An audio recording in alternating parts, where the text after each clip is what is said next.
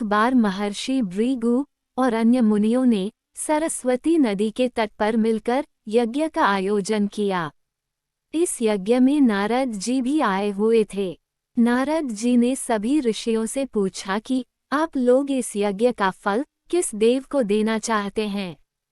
तब इस पर ऋषियों का जवाब था कि वह इस यज्ञ का फल तीनों देवों में सबसे श्रेष्ठ देव को ही देंगे। लेकिन एक बहुत बड़ी समस्या ये थी कि ब्रह्मा, विष्णु और महेश में सबसे श्रेष्ठ कौन है। इसका निर्धारण कैसे किया जाए, इसका कोई निष्कर्ष न निकलता देख ऋषि मुनियों ने त्रिदेवों की परीक्षा लेने का निश्चय किया और ब्रह्मा जी के मानस पुत्र महर्षि भृगु को इस कार्य के लिए नियुक्त किया। सबसे श्रेष्ठ देव की पहचान करने के लिए महर्षि भृगु सर्वप्रथम ब्रह्मा जी के पास गए। उन्होंने ब्रह्मा जी को न तो प्रणाम किया और न ही उनकी स्तुति की। ये देख ब्रह्मा जी क्रोधित हो गए। क्रोध की अधिकता से उनका मुख लाल हो गया, आंखों में अंगारे दहकने लगे। लेकिन फिर यह सोचकर कि ये उनके पुत्र हैं, उन्होंने हृदय में उठे क्रोध के आवेग को विवेक बुद्धि से शांत कर लिया। फिर वहां से महर्षि भृगु कैलाश पर्वत गए।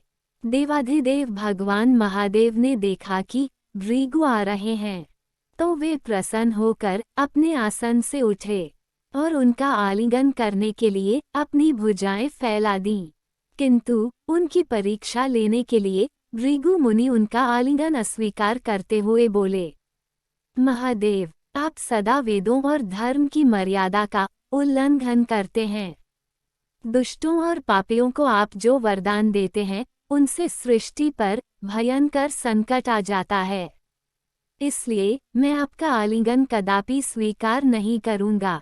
उनकी बात सुनकर भगवान शिव क्रोध से तिलमिला उठे।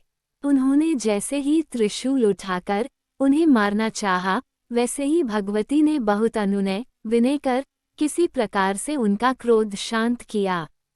फिर इसके बाद भृगु मुनि विष्णु के लोक वैकुंठ लोक गए। उस समय भगवान श्रीहरि देवी लक्ष्मी के साथ क्षीर सागर में विश्राम कर रहे थे। भृगु ने जाते ही भगवान विष्णु के छाती पर लात मारी।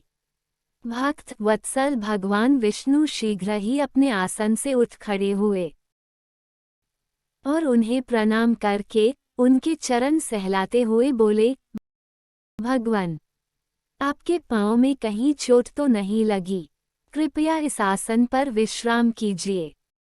भगवान, मुझे आपके शुभ आगमन का ज्ञान न था, इसलिए मैं आपका स्वागत नहीं कर सका। आपके चरणों का स्पर्श तीर्थों को पवित्र करने वाला है। आपके चरणों के स्पर्श से आज मैं धन्य हो गया। भगवान विष्णु का ये प्रेम व्यवहार देखकर महर्षि भृगु की आंखों से अश्रु बहने लगे। उसके बाद वे ऋषि मुनियों के पास लौट आए और ब्रह्मा जी, शिव जी और श्रीहरि के यहाँ के सभी अनुभव विस्तार से कह बताए। उनके अनुभव सुनकर सभी ऋषि मुनि बड़े हैरान हुए और उनके सभी संदेह दूर हो गए।